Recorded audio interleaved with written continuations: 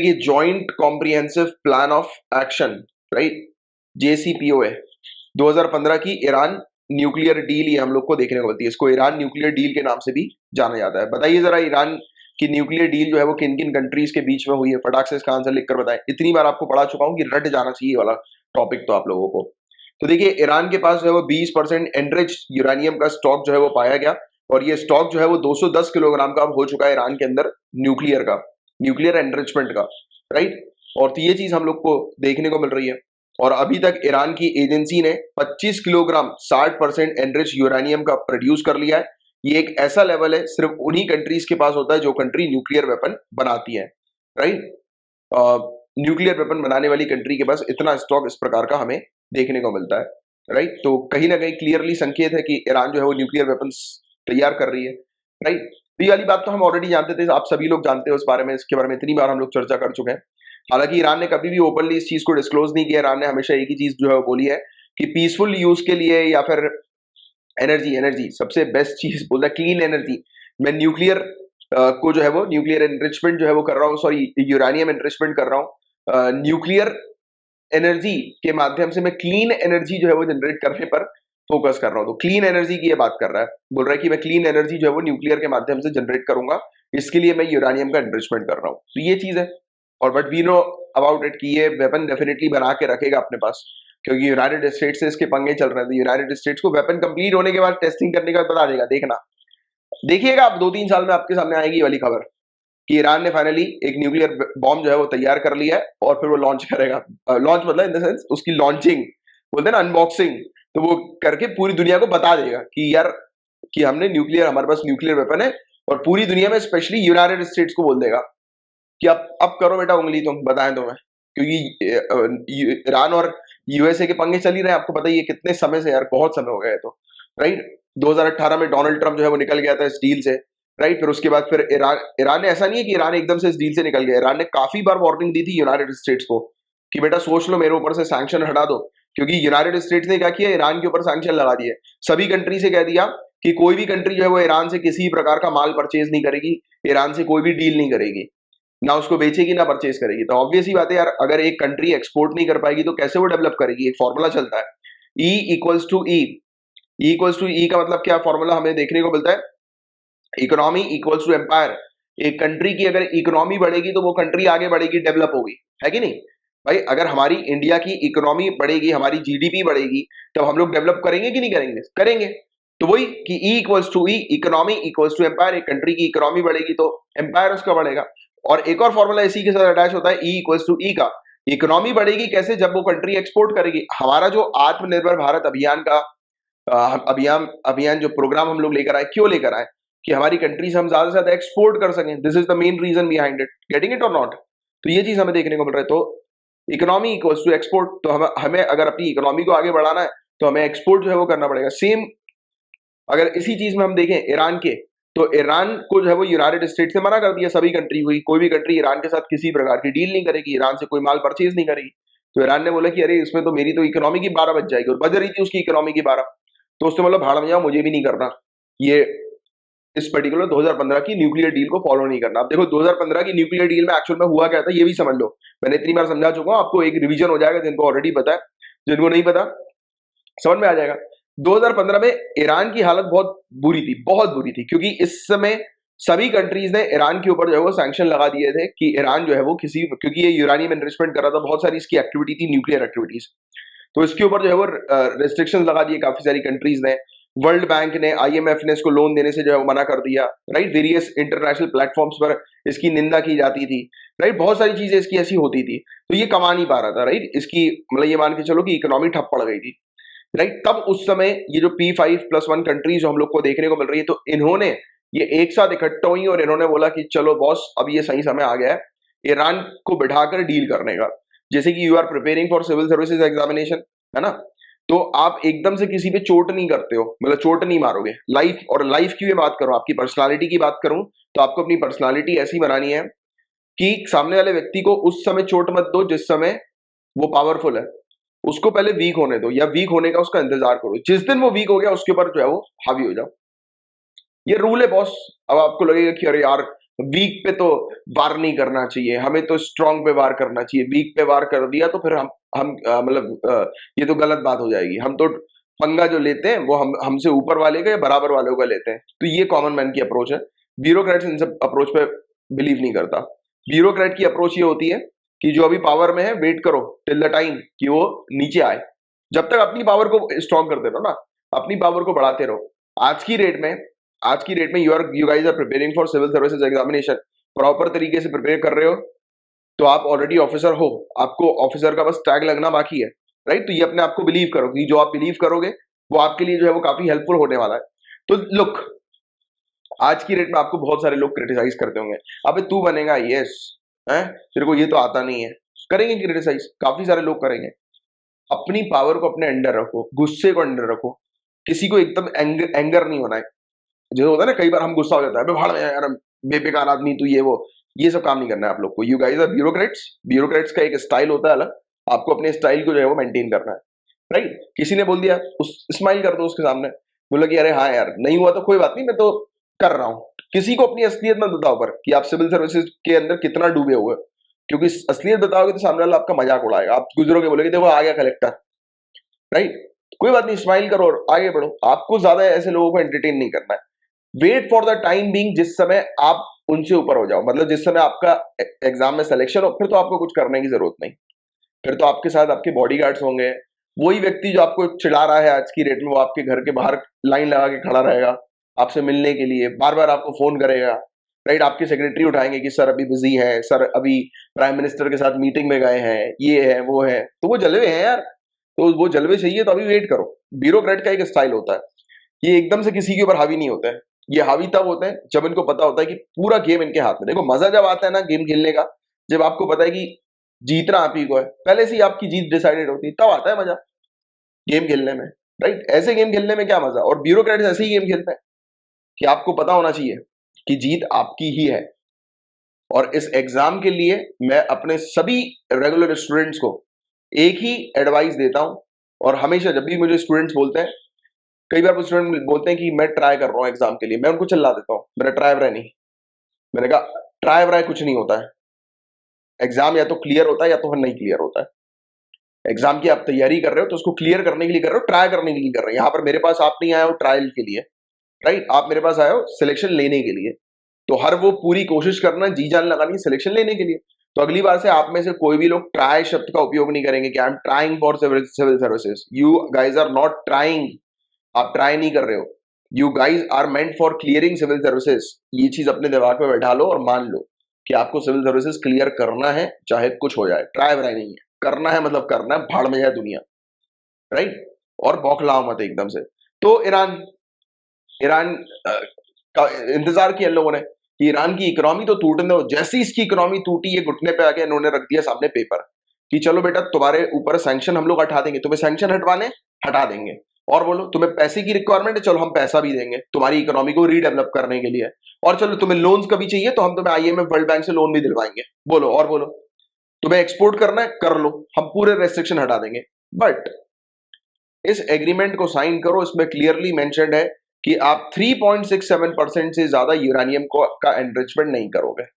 मतलब आसान और सिंपल सिंपल शब्दों में सिर्फ बेटा इतना ही करो जितने में न्यूक्लियर बॉम्ब बनने की सोच ही ना, दूर दराज तक न्यूक्लियर बॉम्ब ना बन पाए। तो ये कैलकुलेटेड तरीके से इन्होंने ये पेपर सामने रख दिया। मरता क्या नहीं करता ईरान, साइन कर दिया ईरान ने। बट यहां पर प्रॉब्लम हुई 2018 में, यूनाइटेड स्टेट्स का ईगो बड़ा हो गया। लाइफ में कभी भी ईगो को लेकर चलोगे तो सक्सेस नहीं हो पाओगे। ईगो को लेकर मत चलो। एंगर, लोग कई बार कंफ्यूज हो जाते हैं ईगो के बीच में, सेल्फ रिस्पेक्ट के बीच में, एंगर के बीच में बहुत कंफ्यूजन है लोगों को। और आप ब्यूरोक्रेसी की तैयारी कर रहे हैं, आपको कोई कंफ्यूजन नहीं होना चाहिए। ईगो सामने वाले का कब आता है मैं आपको बताता हूँ। ईगो जब आता है जब उसको पता है कि ऐसी की तैसी मुझसे तो निकलेगा ही है एग्जाम, ये ईगो आता है। और अभी आप बोलोगे कि सर अभी तो थोड़ी देर पहले आपने बोला था कि एग्जाम निकालने की ही बात करनी है। सिर्फ बात नहीं करनी, पढ़ना भी है। मैंने बोला कि अपना 100% देना है, जी जान लगा देनी है। जी जान लगा देने का मतलब ये नहीं कि जी जान लगा के चिल्ला चिल्ला के चिल्ला रहे हो, बात कर रहे हो कि मुझे सिलेक्शन चाहिए, मेरा होके ही रहेगा, है ना। वो नहीं है, होके रहेगा मतलब कि you have to prepare, and you have to prepare like anything, right. कि अपनी जो है वो जी जान लगाओ, मतलब कि 120% दो। So this is the main objective with you guys. Right, understanding it. तो ये चीज रखना है आपको। तो वही चीज हमें यहाँ पर जो है वो देखने को मिली ईरान के केस में भी सेम चीज हुई कि इसको जो है वो बैठा दिया, और यूएसए का ईगो फिर सामने आ गया। ईगो नहीं आना चाहिए लाइफ में इंसान की कभी भी, क्योंकि ईगो फिर लेके डूबता है। क्योंकि जो लोग सिर्फ ईगो में रहेंगे कि हम तो कलेक्टर बन जाएंगे, ऐसी की तैसी, ईगो में रहेंगे कि अपने दोस्त यारों से भी जो है एटीट्यूड एटीट्यूड बहुत सिंपल और सोबर। आप खुद सोचो ना, आप किसी ऑफिसर के पास मिलने जाओगे, आप क्या चाहते हो? कोई ऑफिसर आपसे बिल्कुल एकदम तन तन होकर बात करेगा, बिल्कुल एकदम गुस्से में और एकदम इस टाइप में? कई लोगों को बोलो कि यार मैं खुद अपने कई बार स्टूडेंट को बोलता हूँ कि ब्यूरोक्रेट की तरह जो है वो आपको रहना है, तो वो मतलब वो हो जाते हैं, गलत चीज सोचने लगते हैं। उनको लगता है कि ब्यूरोक्रेट की तरह रहना है, बिल्कुल हम ऑफिसर बन गए, बिल्कुल ठाट बाट से एकदम बैठे रहेंगे, किसी को भी ऑर्डर देंगे कि चल निकल, चल जा यहाँ से। नहीं, ब्यूरोक्रेट का एक स्टाइल होता है, एक अच्छे ब्यूरोक्रेट का, टॉप मोस्ट ब्यूरोक्रेट का एक स्टाइल होता है उनका। वो बात भी करेंगे तो इस प्रकार पोलाइटनेस से करेंगे, इतने प्यार से बात करेंगे कि सामने वाला खुश हो जाएगा। तो अपने अंदर चेंजेस लेके आओ, अपनी पर्सनालिटी को डेवलप करो कि सामने वाला आपसे मिलके सामने वाले को खुश हो जाए, कि लगे कि वाह यार क्या पर्सनालिटी। आपके ऑफिस में कल कोई आएगा, जब आप ऑफिसर बन जाओगे, राइट, अपनी मदद करवाने आएगा, तो आप उसको बिठा के उसको बोलोगे कि शांत हो, आराम से रहो, अब मुझे पूरी चीज बताओ। तो उसको सुनोगे, आप उसकी प्रॉब्लम समझोगे, उससे उसकी प्रॉब्लम्स को इमोशनली अटैच करने की कोशिश करोगे। क्योंकि देखो guys, ultimately common man is emotional, you guys are not, and you guys are not meant to be emotional. आप लोग के लिए इमोशन कुछ नहीं है, इमोशन कुछ होता ही नहीं है आप लोगों के लिए, right. You guys are meant for the development of this country. आप इस हमारी कंट्री के डेवलपमेंट के लिए जो है वो तैयारी कर रहे हो, राइट। और साथ ही साथ ऑब्वियस बात है कि अपने आप को एक बेहतर पर्सन बनाने की तैयारी कर रहे हो, पर्सनालिटी डेवलपमेंट की तैयारी है पूरी। अगर ये तैयारी कोई किसी ने कर ली, समझ ली प्रॉपर तरीके से, उसकी लाइफ चेंज हो जाती है यार। ये लाइफ चेंजिंग प्रिपरेशन है ये सिविल सर्विसेज की। तो मैं आपसे वही चीज बोल रहा हूँ कि अपने आप को ऐसा बनाओ कि सामने अपनी पर्सनालिटी ऐसी रखो कि सामने वाला खुश हो यार, आप अट्रैक्ट हो आपकी पर्सनालिटी से, अरे वाह यार किससे मिलके आया हूं मैं। आपके ऑफिस में कल को कोई आएगा और फिर जब निकलते समय उसके दिल में एक तो सुकून मिले उसको कि अरे वाह यार, ये इतने बड़े अधिकारी ने, मैडम ने, सर ने हमारी कितनी अच्छे से जो प्रॉब्लम समझी, है ना। और उस पर उन्होंने तुरंत, जैसे आपने प्रॉब्लम सुनी उनकी, ठीक है, समझी, ओके, तुरंत आपने जो है वायरलेस किया कि मतलब जैसे जो भी जिस भी थाने से वो, मतलब जो नियरेस्ट थाने के वो होंगे, आपके पास एप्लीकेशन आई होगी, आपने उसके थानेदार को वो कॉल किया, जो भी अथॉरिटी को कॉल किया, बोला कि मुझे आधे घंटे में आकर मिलिए। और फिर आप वो तो झक मार के आएगा, आपकी जो पोजीशन रहेगी, राइट, उसमें, क्योंकि आप टॉप मोस्ट पोजीशन की तैयारी कर रहे हो, झक मार के सामने वाले को आना पड़ेगा। तो आप जो है वो बोलोगे इनको कि आप थोड़ी देर बैठिए, मैं आप इन अधिकारी को बुला रहा हूँ।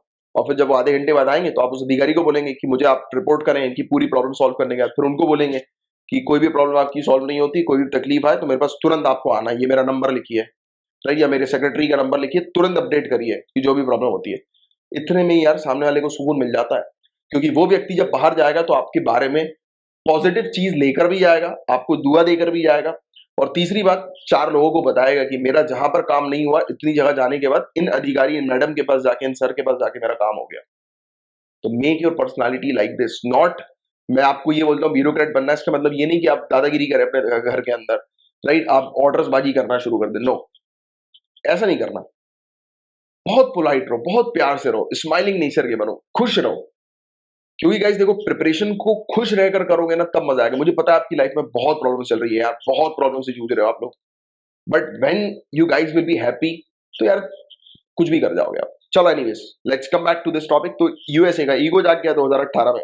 यूएसए ने बोला कि ईरान को तो अब मैं छोड़ने नहीं वाला, ईरान की तो मैं बैंड बजा डालूंगा, ये वो। तो इसके ऑब्वियस ही बात है, हिस्टोरिकल भी इसके इश्यूज थे ही ऑलरेडी ईरान के साथ पहले, ये बढ़ गए काफी ज्यादा डोनाल्ड ट्रम्प के टेन्योर में।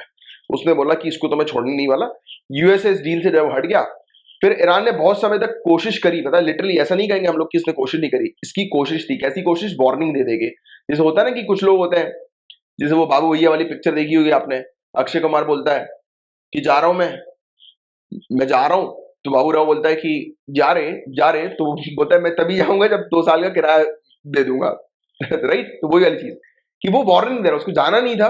लिटरली पता है, ईरान को ये चीज आपको क्लियरली देखने को मिलेगी अगर आप टाइमलाइंस को फॉलो करते होंगे, इसमें मतलब कि न्यूज वगैरह को प्रॉपर तरीके से अभी तक आपने फॉलो किया होगा 3-4 साल पुरानी न्यूज को, राइट, तब आपको ये चीज पता होगी ईरान ने कई बार वार्निंग दी थी। यूनाइटेड स्टेट्स के इस कदम के बाद कई बार ईरान ने जो है बोला था कि I am giving the warning, कि मैं इस डील को छोड़ दूंगा, मैं इस डील को छोड़ दूंगा, यूरानियम एनरिचमेंट करना शुरू कर दूंगा, सोच लो, समझ लो। क्योंकि ईरान इसलिए कर रहा था क्योंकि यार यूनाइटेड स्टेट्स ने वापस से ईरान को उसी शिकंजे में कस दिया था जो वो 2015 में था। क्योंकि 2015 में मैंने आपको क्या बताया, ना ईरान किसी से ट्रेड कर पा रहा, ना पैसे कमा पा रहा, कुछ नहीं कर पा रहा, उसके ऊपर सैंक्शन लगे हुए थे। यूनाइटेड स्टेट्स ने सेम हरकत कर दी, उसके ऊपर इकोनॉमिक सैंक्शन लगा दिए। सेम चीज हुई कि वो किसी भी कंट्री के साथ डील नहीं कर पाए, तो वो वाली चीज कर दी थी यूनाइटेड स्टेट्स ने ईरान के ऊपर। तो ईरान ने बोला कि यार भाड़ा में जाओ, मैं पहले भी ऐसे ही था, आज भी मैं ऐसे ही हूं, तो क्या मतलब फिर मैं इस एग्रीमेंट को फॉलो करूं।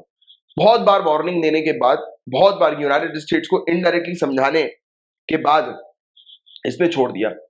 अब वो भी क्या करता है यार, वो भी तो obvious सी बात है कि वो भी अगर कमा नहीं पा रहा है, तो वो भी सोच रहा है कि अब दूसरी तरीके से इनको परेशान करो। तो उसने जो है वो फिर इस तरीके से परेशान करना शुरू कर दिया है। और एक और हिट हुई थी, एक और हिट मैं आपको बताता हूँ, इंटरनेशनल एटॉमिक एनर्जी एजेंसी। अगर आपको नहीं पता इंटरनेशनल एटॉमिक एनर्जी एजेंसी के बारे में, तो नीचे कमेंट बॉक्स पे लिख देना, मैं आपको उसकी लिंक भी जो है दे दूंगा। इस पर भी टॉपिक मैं आपको पढ़ा चुका हूँ ऑलरेडी, और एक सेपरेट टॉपिक भी इस पर बना हुआ है। तो इंटरनेशनल एटॉमिक एनर्जी एजेंसी का मैं आपको मस्त चीज बताता हूँ कि हुआ ये था, यूरानियम एनरिचमेंट कर रहा था ये ईरान, है ना, लगातार यूरानियम का एनरिचमेंट करता जा रहा था। मतलब कि कुल मिलाकर क्लियर सिग्नल था पूरे दुनिया भर को कि अब ये न्यूक्लियर बॉम्ब जो है वो बनाएगा, न्यूक्लियर बॉम्ब बनाने की तैयारी कर रहा है ये ईरान।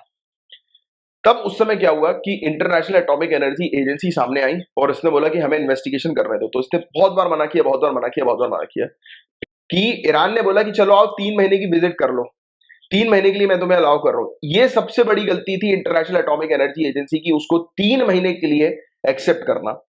3 महीने की जगह अगर IAEA अगर बोल देती कि 3 मंथ नहीं, हम पीरियोडिकली हर 3 महीने में एक बार आएंगे या फिर हर 4 महीने में एक बार आएंगे, तो भी बेटर था। ये एग्रीमेंट या ये डील हो जाती है तो बेस्ट रहती। अब इन्होंने अपने इस डील को ईरान के फेंके गए, आप ये कह सकते हैं कि एक उसका पासा उसने फेंका, और आप कह सकते हैं बाउंसर, तो ये खेल नहीं पाए, ये समझ ही नहीं पाए कि ईरान क्या डालने की कोशिश कर रहा है। ईरान ने इनके सामने एक लॉलीपॉप पकड़ा के ईरान हट गया।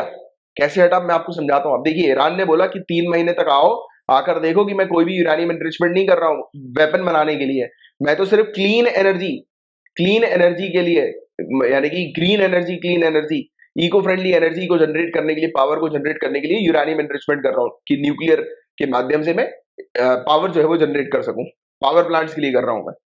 ये चीज इसने बोल दी, और ये बोला कि मैं 3 महीने के लिए अलाउ कर रहा हूं। अब आप बोलोगे सर इसमें गलत क्या है? ठीक है, IAEA आई, इसने इन्वेस्टिगेशन भी करी, सब कुछ किया, सब क्लियर मिला, बट 3 महीने का जैसे ही टेन्योर खत्म हुआ, ईरान का एक स्टेटमेंट आया था कि now 3 months tenure is over, right, कि हमने जो कहा था बिल्कुल हम सही कहते हैं, हम गलत नहीं कहते। तो मतलब डिप्लोमेटिकली उसने एक चाल ये चल दी। और अब जब फिर से इंटरनेशनली कंट्रीज उसके ऊपर प्रेशर डालेंगे कि IAEA को आने दो, चेक करने दो कि आप क्या कर रहे हो, वो ये बोलेगा कि अरे यार अभी 3 महीने पहले तो आए थे यार चेक करने, बार बार क्यों परेशान कर रहे हो, बार बार क्यों परेशान कर रहे हो, अभी तो आए थे चेक करना है, क्या दिक्कत है। ये प्रॉब्लम है।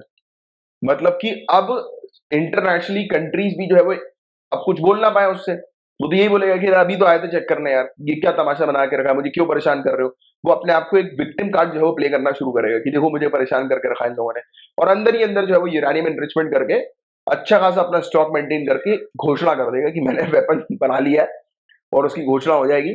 और घोषणा होने के बाद, और ऐसे एक दो नहीं, मतलब बहुत सारे, क्योंकि स्टॉक जो ये बना रहा है, क्रिएट कर रहा है और लगातार क्रिएट करता जा रहा है, उससे बिल्कुल क्लियर संकेत है कि ये अच्छे खासे मात्रा में, क्वांटिटी में जो है वो वेपन्स क्रिएट करेगा। आप देख लेना 1-1.5 साल के अंदर, 2 साल 3 साल मैक्सिमम के अंदर आपको न्यूज मिलेगी वाली। जब तक तो आप एग्जाम क्लियर कर चुके होगे, बट जब देखोगे तब मुझे याद करोगे, राइट, क्योंकि मैंने पहले भी ये वाली चीज बोली थी और यही वाली हुई। और कितने सारे केसेस में यार, क्योंकि क्या होता है, ब्यूरोक्रेसी की जब तैयारी आप करते हो, सिविल सर्विसेज की आप तैयारी करते हो, तो ये तैयारी सिर्फ आज की चीजों को देखकर या पास्ट की चीजों को देखने की तैयारी नहीं है, ये फ्यूचर को प्रिडिक्ट करने की भी तैयारी है, कि आप इस प्रकार से चीजों को पढ़े, एनालाइज करें, कि यू शुड नो कि अब नेक्स्ट मूव जो है वो किसका क्या होने वाला है। तब मजा आता है प्रिपरेशन करने में, तब समझ में आती है इंटरनेशनल रिलेशन किस टाइप की है, राइट। चलो अब आगे बढ़ते हैं, अब ज्यादा बात नहीं करते, निपटाते हैं इस टॉपिक को। एंड ये वाली चीज 2018 में यूनाइटेड स्टेट्स का ईगो सामने आया, यूनाइटेड स्टेट्स हट गया, राइट, बट बाकी कंट्रीज ने मेंटेन रखा कि यार जैसे जैसे करके कि ये बरकरार रहे, ये एग्रीमेंट बरकरार रहे। और आपको बता दें, एनरिच यूरानियम अबव 90%, 90% से ऊपर एनरिच यूरानियम जो होता है, इसका इस्तेमाल किया जाता है न्यूक्लियर वेपन को, न्यूक्लियर वेपन में। और आपको बता दें, ये देखो, सितंबर में इंटरनेशनल एटॉमिक एनर्जी एजेंसी ने कहा था कि ईरान के पास जो स्टॉक है, राइट, यूरानियम एनरिचमेंट का, ये 20% फिसाइल प्यूरिटी का हमें देखने को मिलता है, जो कि 84.3 किलोग्राम का है। और ये बताया जा रहा है कि 62.8 किलोग्राम से 84.3 किलोग्राम हो गया, यानी कि इसने और अपने यूरेनियम को बढ़ाया है 3 महीने पहले। तो ये 3 महीने पहले का रिकॉर्ड था, और अब और ज्यादा हम लोग को देखने को मिल रहा है कि लगातार बढ़ाता हुआ ही चल रहा है। तो joint comprehensive plan of action, जिसे हम लोग 2015 की ईरान न्यूक्लियर डील कहते हैं, तो इस टॉपिक को मैंने काफी डिटेल में आपको समझा दिया है पूरा का पूरा, राइट। जो इंपॉर्टेंट बातें थी पूरी की पूरी मैंने आपको समझा दी, थ्योरी में देख लो आप। तो ये 2015 की डील है, ये प्रॉमिस करती है ईरान को कि ईरान के ऊपर जो है वो जितने भी सैंक्शंस वगैरह थे वो हटा दिए जाएंगे, बट वो तभी हटाए जाएंगे जब वो अपने न्यूक्लियर प्रोग्राम के ऊपर लिमिट लगाएगा। कोई चीज तो मैंने आपको समझाई। तो मेन मकसद ये था 2015 की न्यूक्लियर डील का कि ईरान को जो है वो प्रिवेंट करे कि वो न्यूक्लियर वेपन जो है वो न्यूक्लियर बॉम्ब जो है वो ना डेवलप कर पाए। और यूनाइटेड स्टेट्स ने जो है वो 2018 में हट गया, यूनाइटेड स्टेट्स, डोनाल्ड ट्रम्प जो है वो हट गया इस डील से।